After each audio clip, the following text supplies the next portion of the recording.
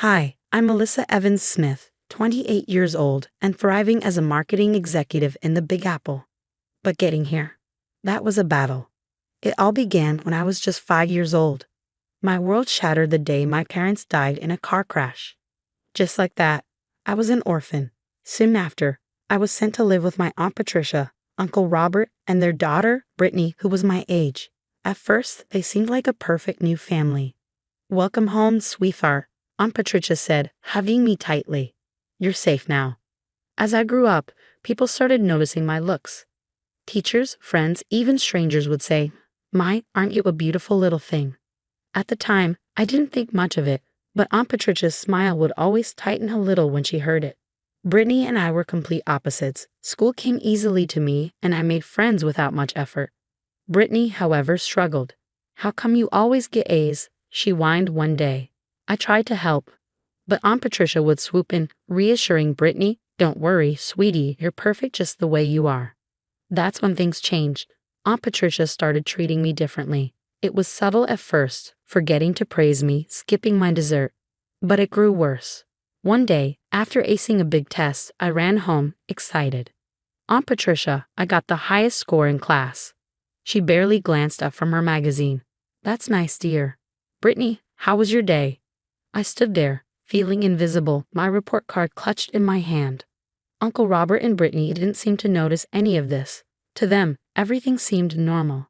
But Aunt Patricia's behavior became more obvious. She'd conveniently forget to wash my favorite outfit for picture day or accidentally leave my permission slip unsigned for field trips. "Oh, I'm so sorry, Melissa," she'd say, sounding anything but sorry, had just been so busy with Brittany's things. I was confused and hurt. Why didn't she like me? What had I done wrong?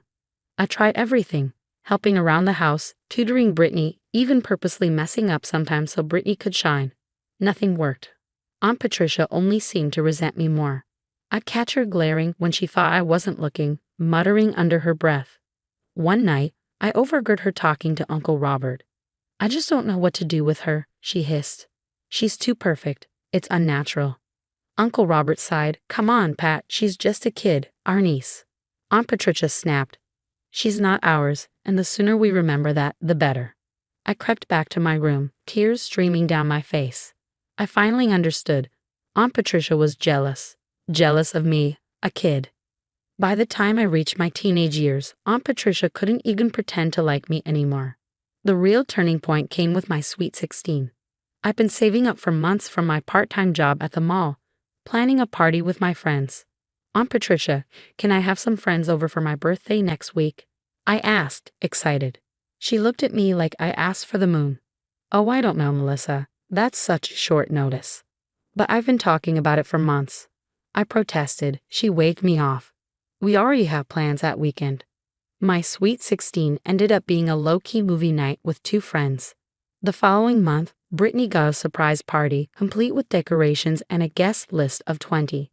Coincidence? I think not. Brittany, who was turning into a mini Patricia, wasn't much better. One day, I overheard her talking to her friends at school. "My cousin is such a try-hard," she sneered. "Like, we get it, you're smart, stop rubbing it in." That stung. Later, I confronted her. "Britt, what's your problem with me?" She rolled her eyes. "Don't be so sensitive. I was just joking." But it wasn't a joke. From then on, Brittany and Aunt Patricia became a united front against me. Things escalated. One afternoon, I came home early and overheard Aunt Patricia on the phone. "I'm at my wit's end with Melissa. She's always showing off, making Brittany feel bad. I don't know how much longer I can take this." I was floored. I'd never intentionally shown off or tried to make Brittany feel bad. Was this really how they saw me? The final blow came on prom night. I'd saved up for months to buy a stunning blue dress. But the night before, when I went to try it on one last time, I found a giant bleach stain right on the front. "Oh no," Aunt Patricia gasped, a little too dramatically. "How did that happen? You must have spilled something on it." I knew I hadn't. But what could I say? I ended up wearing one of Brittany's old dresses, feeling like a total outsider at my own prom. A week later, my boyfriend Jake broke up with me completely out of the blue. "I just can't be with someone who cheats on me," he said. "What? I never cheated on you." I protested, shocked. That's not what I heard, he continued. Your aunt told my mom you were seeing that guy from your math class. I was speechless. Aunt Patricia had lied to break us up. But the final straw came with my NYU application. I had worked so hard on it, triple checking every detail. But when I went to mail it, it was gone. Are you sure you filled it out? Aunt Patricia asked, feigning innocence. Maybe you just thought you did.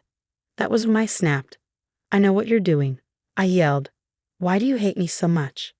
She looked at me with mock shock. Hate you? Don't be ridiculous. I've given you a home, raised you like my own. How dare you accuse me of such things? I turned to Uncle Robert, hoping for some backup, but he just shook his head. Now, Melissa, I'm sure you're just misunderstanding things. Your aunt loves you. But I knew the truth. From that moment on, I started keeping records, notes, recordings, photos, anything I could to prove that I wasn't crazy. It was clear, in that house, I was on my own. On graduation day, I stood at the podium, valedictorian sash across my chest, looking out at the crowd.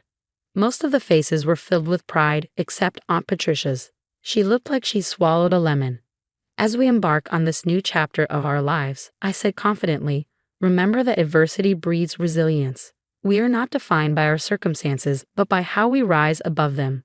I caught Aunt Patricia's eye. She knew I was talking about her. After the ceremony, my guidance counselor pulled me aside.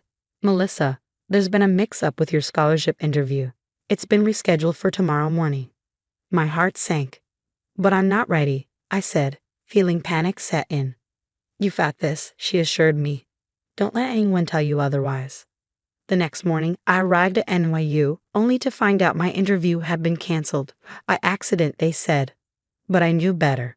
It had Aunt Patricia written all over it. Still, I wasn't giving up that easily. There must be some mistake. I pleaded with the receptionist. Please, I've come all this way. Can't someone see me? Long story short, I got my interview and nailed it. Full ride to NYU, baby. When I got home, though, something was off. The house was too quiet. I opened my bedroom door and found chaos. My clothes were ripped, my photos shredded. Everything was destroyed. What happened? I gasped. Brittany appeared in the doorway, eyes blazing with fury. How does it feel to lose something for once? I was stunned. This wasn't just jealousy anymore. This was vandalism.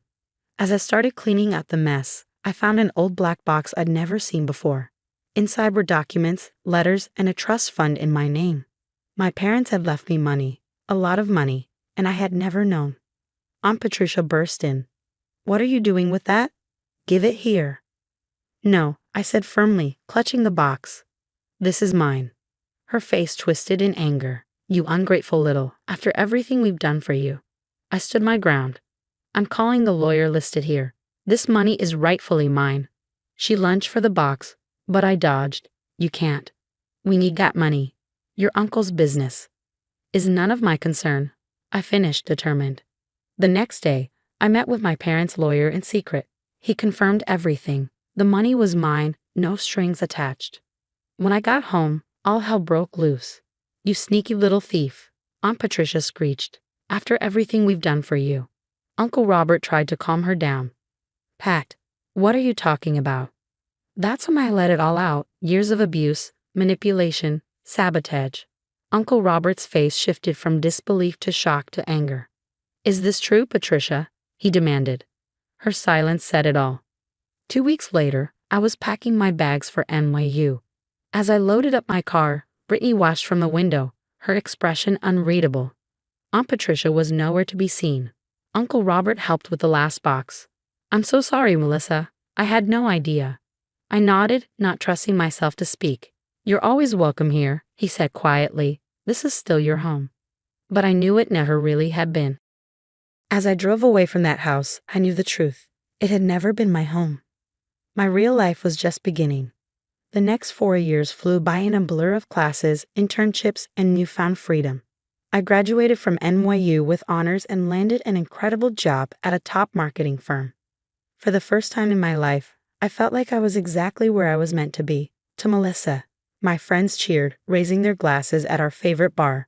Marketing maven and all-around badass. I grinned, feeling truly happy. These people, my chosen family, had been my rock through college and beyond. Life was good. But then, one day, I got a strange call from Uncle Robert. "Melissa, I need your help," he said, his voice tight. "It's about the business. And your aunt." Turns out, Aunt Patricia had been cooking the books for years, embezzling thousands from Uncle Robert's company. Now the IRS was closing in. "I don't know what to do," Uncle Robert said, sounding defeated. I sighed.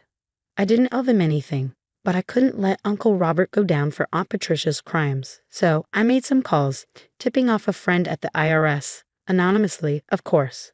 A few weeks later, everything came crashing down. Aunt Patricia was arrested, the company was under investigation, and Uncle Robert filed for divorce. In the middle of it all, I got a text from an unknown number. "Mel, it's Britt. I messed up. I need help." Brittany had fallen in with a bad crowd and developed a drug problem. Part of me wanted to ignore it, but I texted back, "I can't be there for you, but I'll pay for rehab. Take it or leave it." She took it. Meanwhile, my career was skyrocketing. I had just been promoted to executive level when I got another call from Uncle Robert. "Your aunt wants to talk to you," he said. "She's not doing well." Against my better judgment, I agreed to meet her. Aunt Patricia looked older, defeated. "Melissa, I'm so sorry," she said, tears in her eyes. "I was jealous and cruel. Can you ever forgive me?" I took a deep breath. "No." Her face crumpled. "Please, I have nothing left. I need your help." "Like you helped me?" I asked coldly. "I don't owe you anything." As I stood to leave, she grabbed my arm. "You can't just leave me like this." I pulled away. "Watch me." Walking out of that prison, I felt a weight lift off my shoulders. I was done living in the shadow of Aunt Patricia's jealousy. A year later, I started the Evan Smith Foundation, dedicated to helping kids who had been through similar situations. At our first fundraiser, I stood at the podium, looking out at a sea of faces. "We are not defined by what happens to us," I said, "but by how we rise above it. Together, we can turn pain into purpose." As applause filled the room, I smiled. This was my real legacy, not just surviving, but thriving and helping others do the same. So what would you have done in my shoes? Would you have forgiven Aunt Patricia or stood your ground like I did? I'd love to hear your thoughts on my story. Have you ever dealt with toxic family members? Your experiences and opinions matter. Share them in the comments below.